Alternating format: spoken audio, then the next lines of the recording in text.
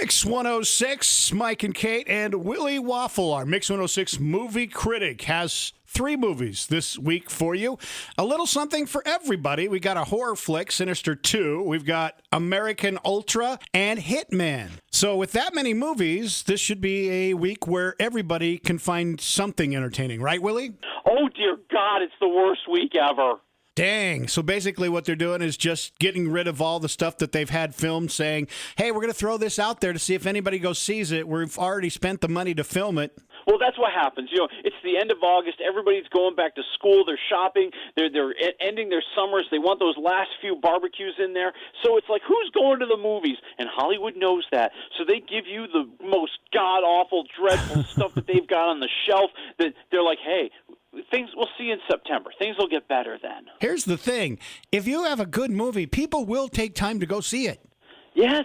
You see what happened with Straight Outta Compton. There you go. A few years ago, The Help came out in August. I mean, if I agree with you. I think this whole idea that the calendar dictates if we're going to release a movie is ridiculous. And if it's good, people will go see it. If you dropped Star Wars into theaters today, it would still make $1 bazillion. Exactly. So we have a couple of sequels this week. Oh, yeah. Oh, it's sequel time. And it's all the sequels that you never asked for. It starts with Sinister 2, the horror movie. And this one stars Shannon Sossaman.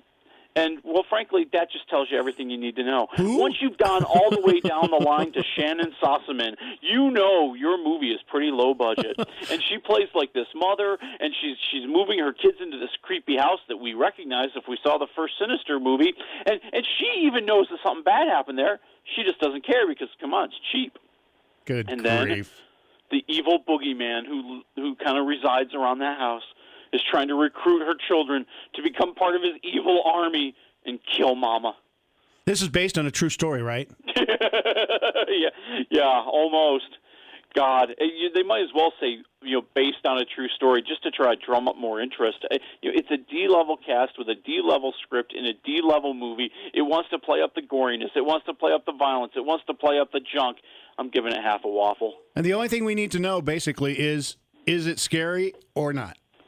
There's a couple of times where I jumped. I'll admit that. All right.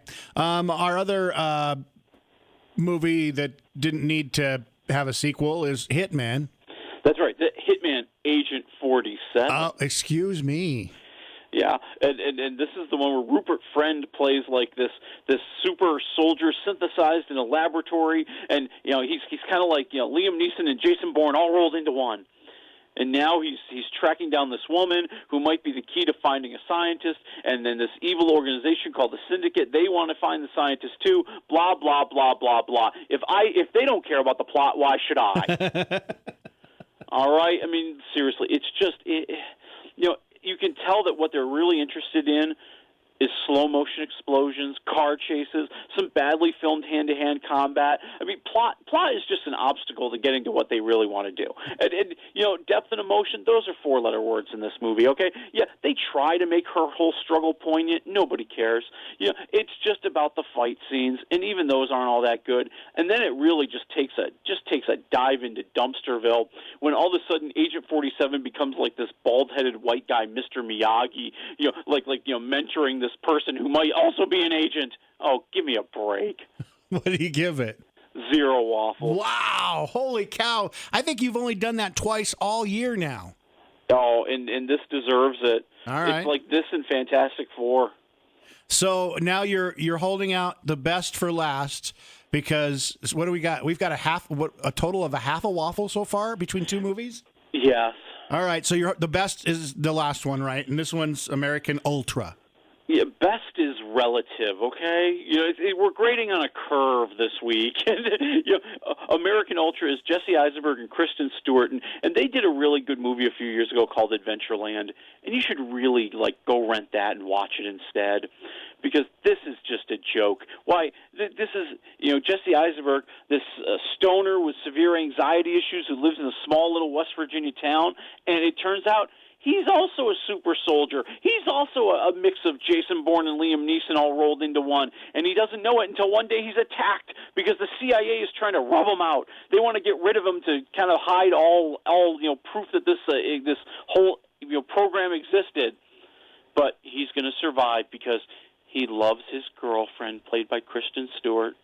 So once again, this is based on a true story? Yeah, might as well be.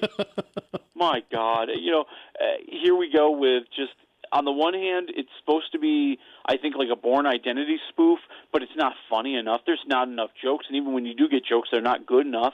And then on the other hand, it wants to be all really serious and be a big drama, but it's not. I mean, there's nothing that really is very moving. Eisenberg has given it everything he's got, but there's just no material here to make it work. We haven't been given the basis for anything to be established. We don't have any reason to like this guy. So I'm going to say half a waffle for American Ultra. I have to admit, as you've described all these movies, every single one of them, the plots are absolutely ridiculous. Yeah, and the scary part is two of them kind of have the same plot. So basically, you're saying Straight Outta Compton this week? Is there something else we should be going to see? You still have Mission Impossible. You still have Shaun the Sheep. You still have Inside Out. There are actually good movies that came out this summer. You can watch them all before it's too late. Just not any one of these. Oh, dear Jesus, no. What do we have next week? Any better? Well, we have Owen Wilson in No Escape. All right. Well, have yourself a good weekend not watching a movie, and apparently the rest of us here will either be going to the Caldwell Night Rodeo or we'll going to the Western Idaho Fair because movies definitely aren't where it's at this weekend. You are so much better off going to the fair or the rodeo, man, because each one is going to have some entertainment and fun. Come on, the fair always has something new that they've fried, and it's like the adventure in fried food experiment every year at the fair, and I'm dying to see what they do next.